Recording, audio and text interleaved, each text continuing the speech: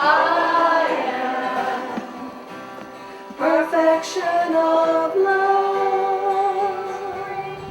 Welcome, e komo mai, to Demystifying 2012, celebrating Aloha from Maui, Hawaii.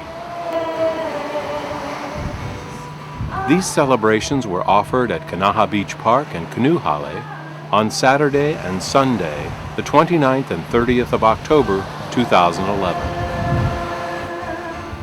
Perfection of grace. Now all we gotta do is believe it. Okay? I am perfection of love. Perfection of love. I am perfection of love. I am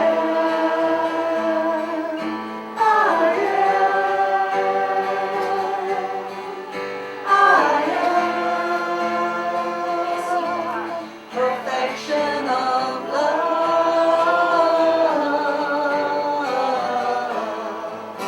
Now the Hawaiian part, just follow. E ala e kaini ka pua. Here you are, this little E flower. ala Let it rise from inside. e Set it ala free. e. Keep him alive. Keep Call in the parts of yourself you don't like to look at. And let it shine under the beautiful sun. Because it's a new day. Aloha, aloha. I am I am perfection of grace. I am perfection of grace. I am perfection of grace. love. Because we're believing it now. I am perfection of love. I am perfection of love. I am. I am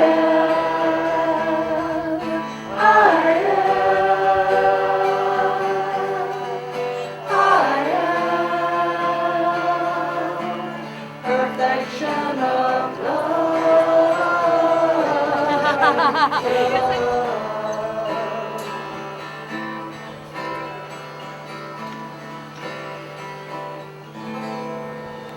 Good. I'm on track. Very good. You're doing So I just wanted to let you know that the next workshop will be here in the Hale will be our Lemurian legacy, transitioning into 2012 with Sky Ko and Grace Provost. So that's going to be happening here in the main dome, Journey into the Sacred Heart, with Junvalo Melchizedek's latest teachings, Laurie Connell. And on the other one, the little stage 3 here, Sustainability, A Return to Simple Living, Sylvia Cinzano and Rich Lucas. Thank you, everybody. Are we ready? Okay, well, 15 years ago I was introduced to crystals, not intentionally, but by accident. They kept calling me and telling me that I should do something. And no matter what happened, they called me back. So eventually it led to me being on Maui. I started, created an entity called Heart of Maui. And one of the first things that I learned was that Maui is the ancient Lemurian, that there's a city between here and Oahu. And I carried some stones called Lemurian quartz. So I gave out all information. I didn't really realize how much Lemurian was a part of that. To me, it was sort of a mythical someplace there, and Maui was a part of it. And no matter how many people I met that were drawn to that crystal, they already knew they had a connection to Lemuria, which was great. So I could just kind of progress through different stages of offering crystals and connecting people with them, and knowing that that's my life path. And it's been awesome. It's been fun.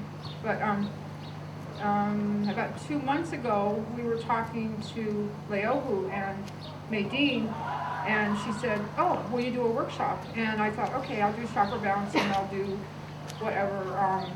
I knew that wasn't right.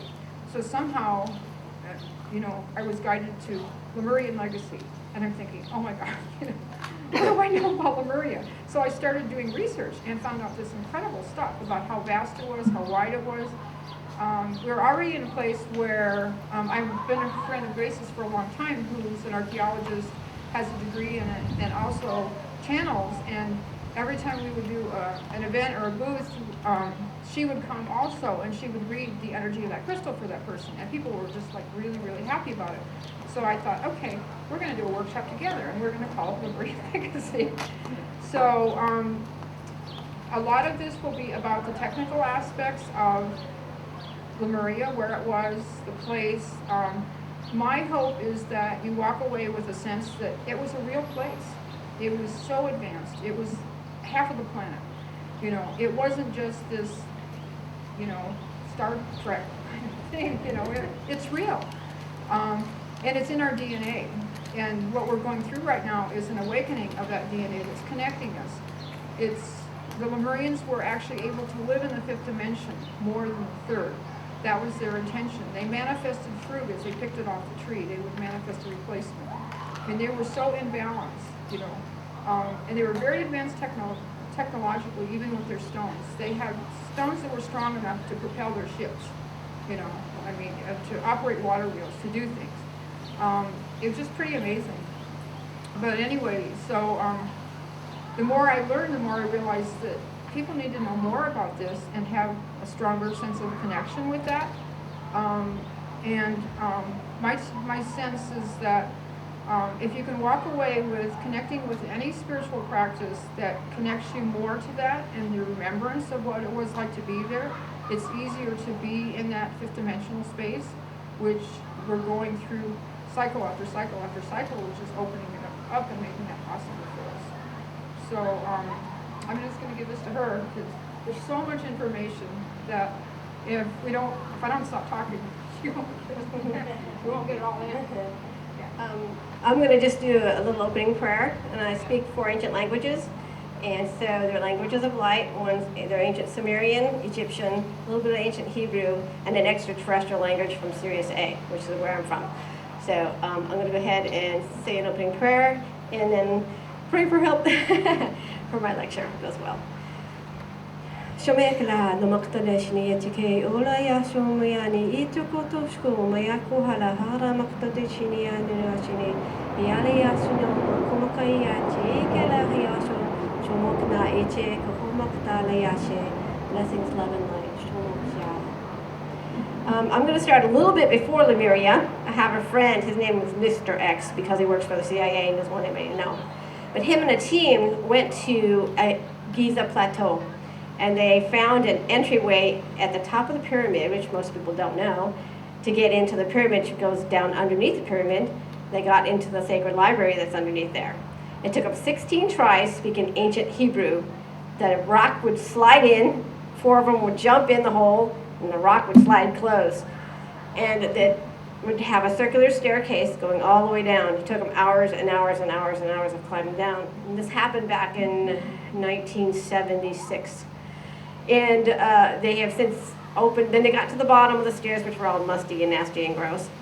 And they found a door, and they do the ancient Hebrew again, and the door would slide open. And it was like pristine. He says it was the size of a football field, 4 layers deep. And there was all kinds of records. They had these, what we would call CDs today, were made of this metal that's not from Earth. You could crumple it, and it would just flow back out. Really cool. All these records, thousands and thousands and thousands of them. They found machines and UFOs and all kinds of cool stuff under there, took pictures. Anyway, long story short, they also found a book on the first floor under a glass case that was 4 feet tall and 4 feet wide and had a whole history of the earth and everybody and every being that's ever been here. And there are prior civilizations even to before Lemuria. It mentioned Lemuria, it mentions Atlantis, but there was like 2 or 3 extraterrestrial civilizations that lived here on the earth. So I want to kind of start with that, a little bit of history before Lemuria, and then work up to Lemuria, and then work up to modern times. This is a little flow chart of the skies. I'll pass these down around, and you can pass them around, yeah. About 4 billion years ago, they say that's one day in the creation of God, the humans were scattered all over the universe, starting here at Lyra Vega area, and they were mostly, we didn't have a really basic home planet. We were scattered all over the universe and used as a slave race. Then they decided we're going to have a noble experiment. We're going to terraform Earth and bring many of these beings to Earth, some of them in etheric forms. This is so long ago, it's about 900,000 years ago. And I just gave a reading today and found out one of them, she was from one of the etheric Lemurians. She was from 960,000 years ago. So that was pretty cool. I gave a reading today. But we went to Andromeda, we went to Lyra Vega, Sirius, Pleiades, Universal Library. In Alcyon is where our Universal Library is, and records everything and all our planets, solar system, and everything. We went to Arcturus to learn intentions and our missions for here on Earth. We went to Vegas to create a new species, which will be a multi-dimensional, fifth fully conscious beings, is why we came here to begin with Lemuria. We were given free will from the creator of all things, which is in our DNA, and it's a unique aspect of oneness. So just remember one, the law of one started out here.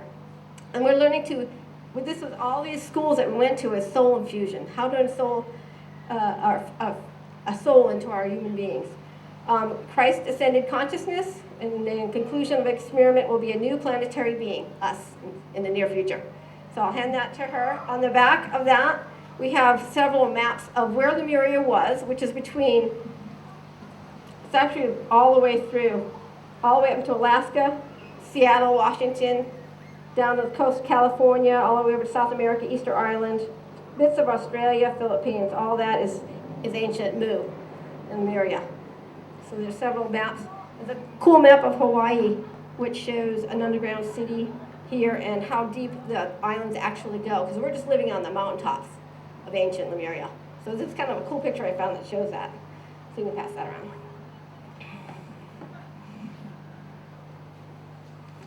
Okay, at the time they brought us here, this is called Pangea. Everybody remember that when you're growing up? All the continents were together in one big continent, Pangea, thousands and thousands of years ago. And then over the centuries, they split into different continents. This kind of shows where that is. There's a place called Gondwana land, and that's where some of the first human beings were brought first. And then when that sank, ancient Mu rose during different cataclysmic events. And so then they started with Mu. So this is a picture of where Pangea was in Gondwana land and different things. Lemuria sank, Atlantis rose, although they didn't, there was different time periods when they sank and rose. So just a lot of people didn't know that. I didn't mention with the ancient civilizations that were here before, the first one that was here was called Aloha, which was from Anwar. Their tunnels still exist today, all over the United States. They're like lasers, glass-walled tunnels, and I've actually seen some of them. Uranians lived in the inner earth, Mu, some of the first Mu. They were destroyed by volcanoes and quakes. The Agarthians, they were greedy, they left the earth, they were extraterrestrials. Then the Lemurians and Atlanteans, who had wars all the time, different beings like that. In the Ischian period, which is human, us were Ischians, Ish for human. Okay, over the time period, the Lemurians were, as Sky said, they were highly technical, highly spiritual. They were pretty much vegetarians. They could levitate, they could levitate, bilocate, do a fully conscious. They were fully conscious beings. They were etheric at first, and over the time period, which is hundreds of thousands of years, they lowered their frequencies and became fully human, and spread over the earth at that time. They had sister colonies. They started out in Mu, and then had a cataclysmic event and became Lemuria, Lemuria. So, and they took their records to Lake Titicaca, spread over to California. They actually have still some of the ancient Lemurian records in Lhasa, Tibet, in ancient China. And they spread all over, sister colonies all over the earth. I think in that map there's actually a picture of some of their colonies called U, the Libyan, Egyptian, later period. So there are colonies shown on one of those maps there where they spread out all over the earth. This is a picture of some of the ancient artifacts still found today where we have no technology. This is actually one called the Temple of Jupiter in Baalbek, Lebanon. This stone was quarried, and it's so huge. We do not have the technology to cut it, to lift it. They still are amazed. There's a little guy standing right over here. It weighs thousands and thousands of tons. Then also, I have some of the ancestors of the Lemurians were very tall. They were blonde-haired, blue-eyed, or red-haired, blue-eyed and green-eyed. They were usually about 13 feet tall. Some of them did have an Asian look to them. I have a picture I'm going to be showing soon of one of the ancient Lemurians, what she looked like. But this is a picture of some of the skeletons that are found today. I just want to come close. This is us, 6 feet tall down here. And you can Google on giants on the internet, and it shows you some of these different sizes they're finding today. Some of them are 35 feet tall. The further you back towards Lemuria you go, the taller they're going to get, some of them. I've actually seen some of the burial sites in Arizona and Utah. They buried them, they ground holes into the sandstone, and they would have them sit like this. And you can have little stairs going down, and those are about 9 to 12 feet tall. But these are the ancestors of the Lemurians and the Atlanteans, some of the different sizes. This is a modern man. He is 8 foot 9 inches tall, and his DNA has some of the ancient DNA in it. And this guy's 6 foot tall. Just so you know that there were giants on the land. There's a huge footprint in a rock from these ancient times in Pennsylvania, I believe. There's a story here, you can read it. It shares where some of these ancient beings who were really tall actually existed.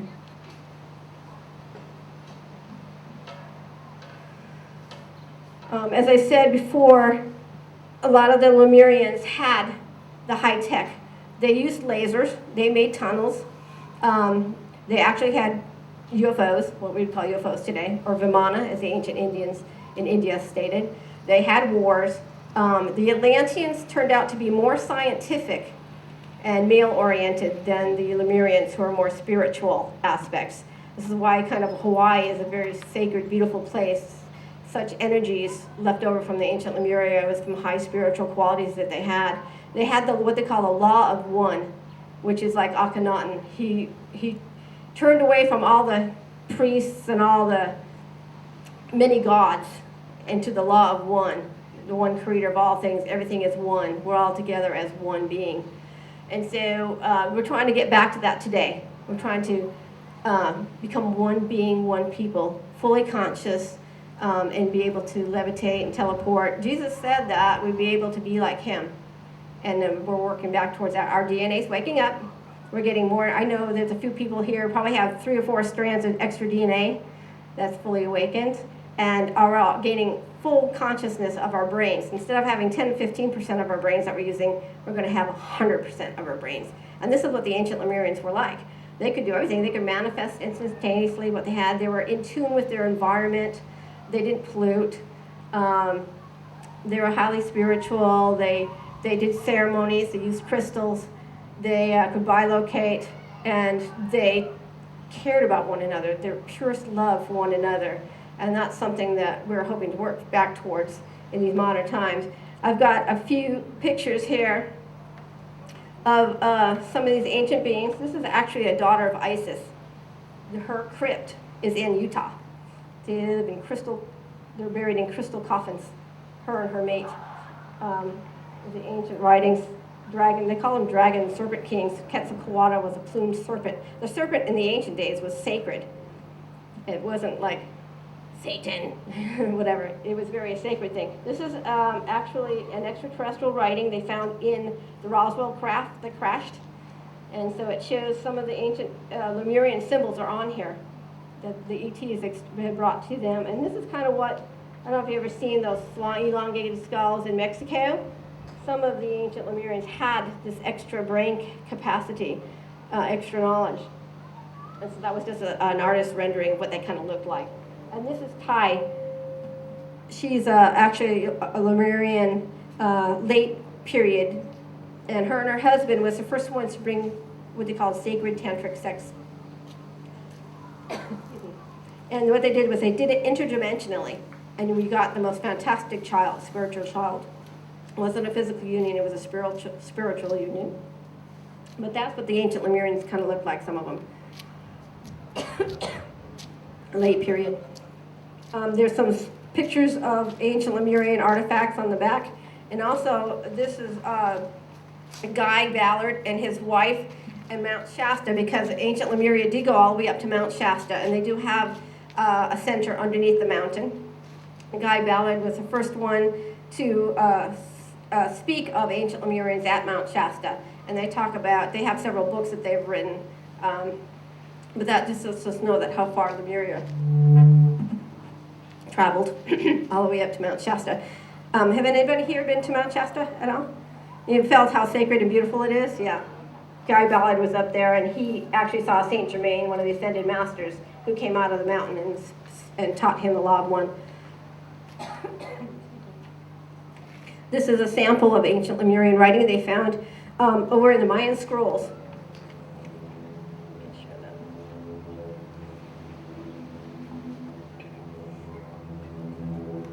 Okay. One of the first things that they did, as I said, some of the ones from Lemuria and Mu went into inner earth, and this is a picture of inner earth. They've actually, you can Google now, and whoops, wrong one. This is inner earth. You can actually see the entrance now from the satellites going into the inner earth. Admiral Byrd was the first admiral who flew into inner earth. He was flying over what he saw was the North Pole and was seeing ice, and all of a sudden he started seeing tropical plants and things, and the extraterrestrials came up with the UFOs and guided him down into inner earth and showed him and taught him the law of one and some of the things that they need to be careful about. You can read, Google Admiral Byrd and he'll read his story. It's really fascinating. But now you can actually see the hole at the top of the North Pole on Google, on YouTube. But that's kind of an artist rendering from Sheldon Neidel's books. Have anybody know Sheldon Neidel? Quite a few. Yeah, this is from his book. Talks about the inner earth and different things. And there's actual crystal cities in between. And this is the entryways down into the inner earth. You can see the locations where they are on the earth. And this is a picture of ancient Atlantis when it sank.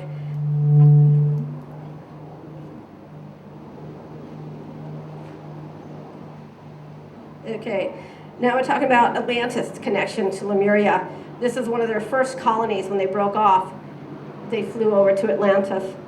And this is how they crafted their cities in circles, like this. And they also put on Udall, one of their main islands. This is the tree of life symbol. A lot of people know from the Hebrews symbols. They put a city on every single one except for two of their vortexes. These are vortexes that were on the island. And it was placed kind of like on the seat of life thing. And what happened was the Atlanteans got really jealous of Lemuria. And they wanted to kind of take over ruling the earth. So they decided to destroy Lemuria. And what they did was we had at that time, Earth had 2 natural moons. And what they did was they took their UFOs, their ships, and pulled with tractor beams one of the moons down above Lemuria to what they call the Lagrange point. And that's when if a planet or something comes close to Earth, it'll shatter. And so that's exactly what it did. They destroyed one of our original moons. It shattered and landed over Lemuria section and caused great quakes and destruction. And that's like the first sinking of Lemuria, or Mu, because it was Mu first and then became Lemuria. So this just kind of shows, this is from Sheldon Neidel's book as well. And he talks about that. And he talks about the firmaments of the heaven, and what it also did was destroyed one of our firmaments of the heaven. heavens. We were a lot taller back then, and once that firmament was destroyed, the radiation caused us to get smaller and smaller over time. Caused a lot of pollution. And this is just the back of what they call a Merkaba, our Merkaba, which is really important to our spiritual growth. It's actually an energy field that's all around us in what they call a Star of David kind of formation, but 3D. And Drumvilla Melchizedek talks about this and the importance of this like seed of life and how we grow spiritually in the flower of life symbol, which is everyone has. Everything that's ever been created is symbolized in the flower of life. If you go to Abydos, Egypt, which is one of the what they call the Osirian, which is the oldest temple in the area. Before all the other temples were built, the Osirian already existed. Seti I built Abydos over it in honor of Osiris. He found that temple. And they recently, in the last, I think it was like 3 years ago, they actually found the tomb of Osiris and brought it out because it was a black granite tomb. It was underwater for long periods of time. And you could actually see that on YouTube as well. They bring forth his physical tomb, which was pretty cool. But the only symbol that you ever find in that Osirian temple is the flower of life, because it contains everything mathematically, sacred geometry for every living thing, plants, animals, birds, insects, everything has the 5 platonic solids that we have, that's the building blocks of our life is in that symbol. So you can go to Drumvilla Melchizedek, Seed of Life, and he's on YouTube, and as well as order his books. They're excellent books in explaining everything in an easy to understand manner. And going along with that, I'm kind of working up to modern times, but this is just a symbolization of the grids of our earth and how all the temples, ancient temples everywhere, there's 83,000 ancient temples in the world, and they're on all of what they call the nodal points, is where what they call ley lines, energy lines come together as a nodal point. And the Lemurians hadn't had all this ancient knowledge on them as well, and then their ancient temples were built in the same locations. And now I was talking about the Osirian. This is a picture of Seti's first temples.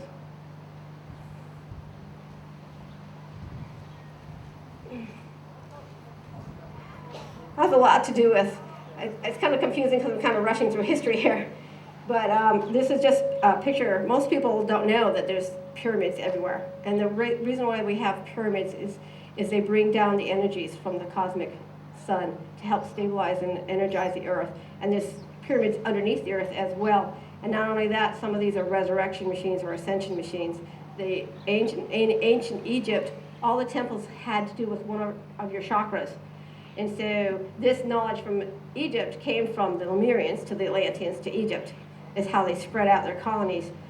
And so I just brought some of the pictures of, there's some new discoveries of pyramids and places people never thought of. This is, of course, Giza, South America.